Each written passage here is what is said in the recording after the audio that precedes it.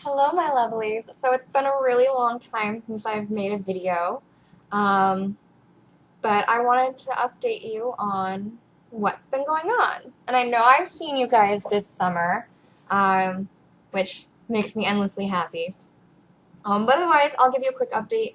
I am now back to my regular hours at the library, so I'll have a little bit more kind of downtime before I start classes again. Um, but otherwise, this summer has been great. I really enjoyed being the children's librarian. It's been awesome.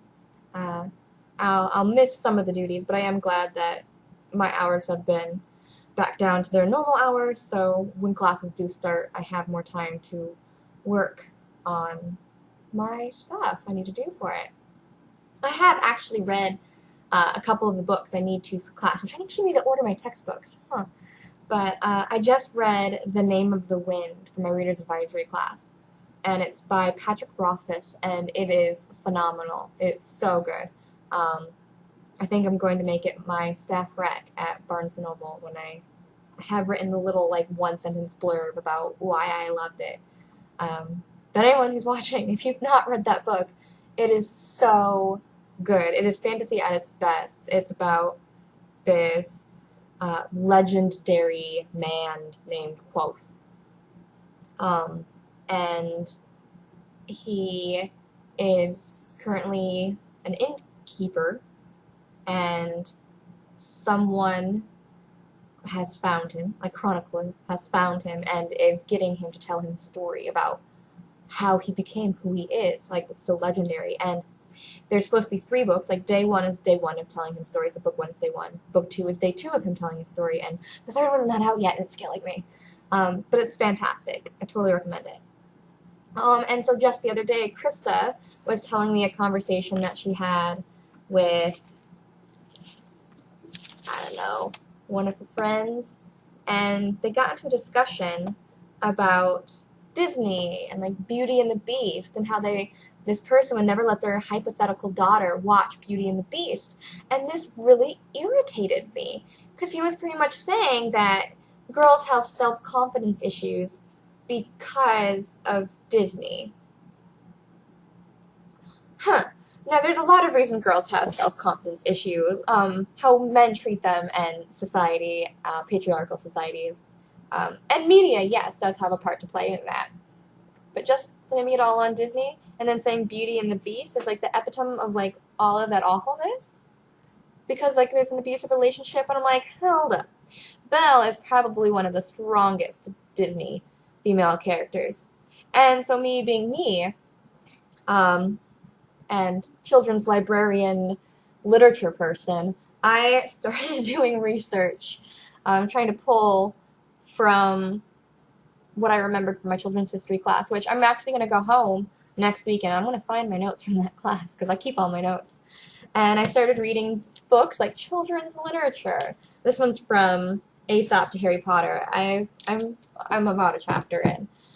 So I am doing research about folklore and children's stories and the history of it, and what different tropes and mores we learn and take from these stories that we tell as children. And I think I'm going to do some videos on this history of children's literature and these different things we can learn from literature.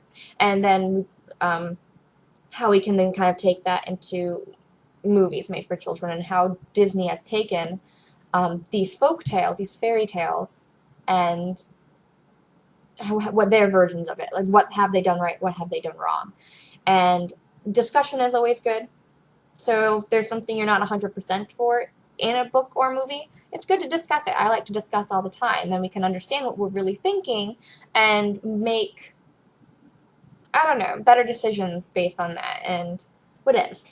So I'm going to do that. I'm going to read up and do research, and I'm going to make you videos about what I think, how I think Disney does, and other maybe versions of stories do to the stories, and how they still have value, what we can still learn from them, and maybe what they are doing wrong. So it may take me some time to do that, So this is me saying, I have not forgotten this, Krista. I will do it. I will make videos. But I have to get books from the library, and I need to research. But one thing I will tell you, because I found this fascinating, is that fable, this word fable, comes from the Latin root fabula, which is the root for to tell. All right? So fables are told things. Now another word for fable.